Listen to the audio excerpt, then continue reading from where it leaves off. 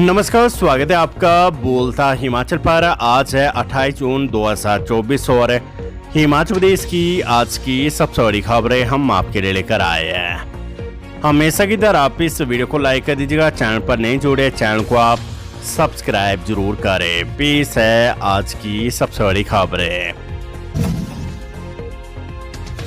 शिक्षा विभाग ने जारी किए निर्देश, स्कूलों में दिव्यांग छात्रों से नहीं वसूले जाएंगे फीस और फंड।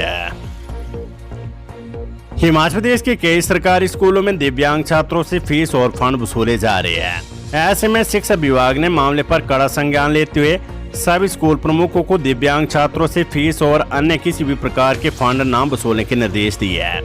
दिव्यांग के अधिकार अधिनियम 2016 में निर्धारित प्रावधानों के बावजूद उक्त छात्रों से शिक्षण संस्थानों में अभी भी फीस और अन्य निधि वसूली जा रही है, जो अधिनियम के विपरीत है। हालांकि सरकार की ओर से विशेष आवश्यकता वाले बच्चे जो 40% से अधिक दिव्यांग है, उन्हें 12वीं कक्षा तक मुफ्त और अनिवार्य शिक्षा प्रदान करने की मंजूरी दी गई है। ऐसे में उक्त छात्रों से किसी भी तरह का शुल्क या धनराशि का भुगतान करने में छूट दी गई है। इसी कड़ी में शिक्षा विभाग ने जिला शिक्षा उपनिदेशकों को अपने प्रशासनिक नियंत्रण के तहत सभी शैक्षणिक संस्थानों को इस संबंध में आवश्यक निर्देश जारी करने को कहा है। इसके तहत स्कूलों में 12वीं कक्षाओं तक 40% से अधिक दिव्यांगता वाले विशेष रूप से सक्षम छात्रों से कोई शुल्क या धनराशि नहीं ली जाएगी। उच्च शिक्षा विभाग के निदेशक की ओर से स्कूलों को ये निर्देश जारी किए गए हैं। इस दौरान शिक्षा विभाग ने मामले पर स्कूलों से रिपोर्ट भी मांगी है। स्कूलों को 1 सप्ताह के भीतर ये रिपोर्ट देनी होगी। बरसात से निपटने के लिए लोकमान विभाग ने कसी कमर, 13,000 कर्मचारी तैनात। आगामी बरसात के दौरान किसी भी स्थिति से निपटने के लिए लोकमान विभाग पूरी तरह से तैयार है। बरसात से निपटने के लिए विभाग ने प्रदेश के विभिन्न स्थानों पर 13,000 श्रम शक्ति को तैनात किया है। साथ ही 206 जेसीबी, 110 बुलडोजर, 20 रोबो मशीन तथा 17 वैली ब्रिज भी तैनात कर दी है, ताकि आपात स्थिति में बहाली व राहत कार्य सुनिश्चित किए जा सके। डीएलएड प्रवेश परीक्षा की अस्थायी उत्तर कुंजी बोर्ड की वेबसाइट पर अपलोड, 2 जुलाई तक मांगी आपत्तियां। हिमाचल प्रदेश स्कूल शिक्षा बोर्ड द्वारा 2 वर्षीय डिप्लोमा इन एलिमेंट्री एजुकेशन सत्र 2024-26 हेतु कॉमन एंट्रेंस टेस्ट का आयोजन 8 जून को प्रदेश भर में स्थापित 107 परीक्षा केंद्रों में किया गया था। कुल 19,461 परीक्षार्थियों को एडमिट कार्ड जारी किए थे। प्रवेश परीक्षा की अस्थायी उत्तर कुंजी सीरीज ABCD बोर्ड की वेबसाइट पर अपलोड कर दी गई है। हिमाचल प्रदेश स्कूल शिक्षा बोर्ड सचिव डॉक्टर मेजर विशाल शर्मा ने कहा है कि प्रवेश परीक्षा से संबंधित उत्तर कुंजी में दर्ज उत्तरों के संबंध में यदि अभ्यर्थियों को किसी प्रकार की आपत्ति हो तो वे अपनी आपत्तियां प्रमाणित तथ्यों सहित 2 जुलाई तक अनुभाग अधिकारी प्रश्न पत्र निर्धारण शाखा को ईमेल पर भेज सकते हैं। अभ्यर्थी अपनी आपत्तियां दस्ती तौर पर भी कार्य दिवस में बोर्ड कार्यालय में जमा करवा सकते हैं। उन्होंने कहा कि 2 जुलाई के उपरांत उत्तर कुंजी से संबंधित किसी भी मौखिक या लिखित आपत्ति पर विचार नहीं किया जाएगा। सीएम सुख बोले, प्रारंभिक बाल्यावस्था देखभाल शिक्षा और अनुशिक्षक योजना करेंगे लागू।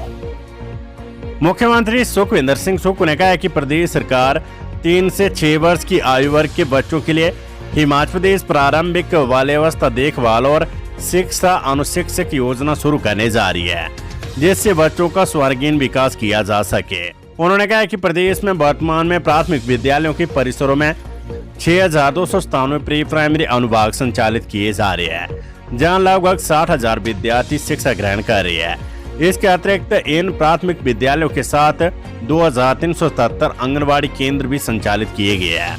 गुरुवार को जारी बयान में मुख्यमंत्री ने कहा है कि राष्ट्रीय शिक्षा नीति 2020 के तहत राज्यों के शिक्षा विभाग को व्यापक प्रारंभिक बाल्य देखभाल और शिक्षा कार्यक्रम तैयार करने का सुझाव दिया गया है। शिक्षा विभाग प्रारंभिक बाल्यावस्था देखभाल और शिक्षा कार्यक्रम के सभी 4 प्रारूपों को लागू करेगा। उन्होंने कहा कि इन 4 प्रारूपों के तहत आंगनबाड़ी केंद्रों, प्राथमिक विद्यालयों में चल रहे आंगनबाड़ी केंद्रों, पूर्व में स्थापित प्री प्राइमरी स्कूलों में पढ़ रहे 5 से 6 वर्ष आयु के बच्चे और प्री प्राइमरी स्कूलों को शामिल किया जाएगा। उच्च शिक्षा निदेशक बोले, शिक्षण संस्थानों में यौन शोषण छेड़छाड़ पर तुरंत करवाए FIR। उच्च शिक्षा निदेशक डॉक्टर अमरजीत कुमार शर्मा ने यौन शोषण और छेड़छाड़ के मामलों पर तुरंत FIR दर्ज करवाने को कहा है। इस बाबत सभी जिला उपनिदेशकों और कॉलेज प्रिंसिपलों को निर्देश जारी किए है। पत्र में कहा गया कि शिक्षण संस्थानों में घटित होने वाले ऐसे मामलों से निदेशालय को तत्काल अवगत करवाया जाए। पोक्सो एक्ट के मामलों की हर माह की 5 तारीख तक सूचना देने को कहा गया है। प्रदेश के शिक्षण संस्थानों में बीते कुछ दिनों से यौन शोषण और छेड़छाड़ के मामले में बढ़ोतरी हुई है। ऐसे में उच्च शिक्षा निदेशालय ने सभी जिला उपनिदेशकों और कॉलेज प्रिंसिपलों को पत्र जारी कर इस बाबत कड़ा संज्ञान लेने को कहा है। उन्होंने कहा है कि इस तरह के मामलों को छिपाया ना जाए। अगर कोई शिक्षक या गैर शिक्षक मामलों को बिना जांच के रफा दफा करने की प्रक्रिया में पाया गया तो उसके खिलाफ भी कड़ी कार्रवाई की जाएगी। शिक्षा निदेशक ने कहा है कि इस तरह के मामलों के सामने आती पुलिस थाने में मामला दर्ज करवाए। शिक्षा निदेशालय को तुरंत अवगत करवाया जाए। इस प्रकार के मामलों में किसी भी प्रकार की ढील नहीं बरती जाए। खबर सिरमौर से पुलिस मुख्यालय ने हेड कांस्टेबल मामले की मांगी रिपोर्ट। हिमाचल पुलिस मुख्यालय ने सिरमौर के कालाम थाना में तैनात हेड कांस्टेबल जसवीर सैनी से जुड़े मामले की रिपोर्ट तलब की है। इस मामले में वीडियो वायरल होने के बाद विभाग की भी किरकिरी हुई थी। ऐसे में पुलिस मुख्यालय ने इस मामले को गंभीरता से लिया है। सोशल मीडिया पर अधिकारियों के खिलाफ वीडियो जारी करने के बाद हेड कांस्टेबल लापता हो गया था। बाद में उसे हरियाणा से ढूंढ निकाला गया। लोगों के विरोध के बाद पुलिस मुख्यालय ने मामले की जांच DIG CID को सौंपी। अब इसकी जांच स्थानीय पुलिस कर रही है। Weather update. हिमाचल पहुंचा मानसून। प्रदेश में 5 दिन लगातार भारी बारिश का अलर्ट। दक्षिण पश्चिमी मानसून ने हिमाचल प्रदेश में दस्तक दे दी है। मौसम विज्ञान केंद्र शिमला के अनुसार गुरुवार को प्रदेश के कई हिस्सों में मानसून पहुंच गया है। बाकी भागों में 2 से 3 दिनों के भीतर प्रवेश करने की संभावना है। मौसम विज्ञान केंद्र शिमला के निदेशक सुरेंद्र पाल ने इसकी पुष्टि की है। उधर प्रदेश में आज से लगातार 5 दिनों तक भारी बारिश का अलर्ट जारी किया गया है। राज्य में 3 जुलाई तक लगातार बारिश का पूर्वानुमान है। 28 जून से बारिश रफ्तार पकड़ेगी। बिलासपुर गोलीकांड। आत्मसमर्पण करने से पहले पूर्व विधायक का बेटा पुरंजन ठाकुर गिरफ्तार है।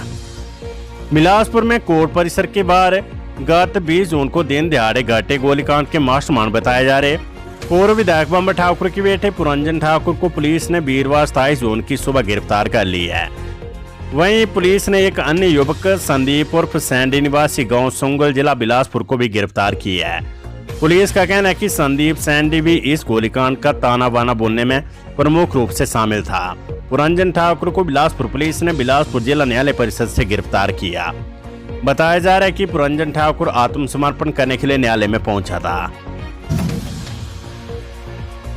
अंतर्राष्ट्रीय मिंजर मेले की तैयारियां शुरू। 28 जुलाई से 4 अगस्त तक मनाया जाएगा मेला। चंबा में मिंजर मेले के आयोजन को लेकर जिला प्रशासन ने तैयारियां शुरू कर दी है। चौगान के आसपास लंबे समय से बंद पड़ी लाइटों को ठीक करने का कार्य शुरू कर दिया गया है।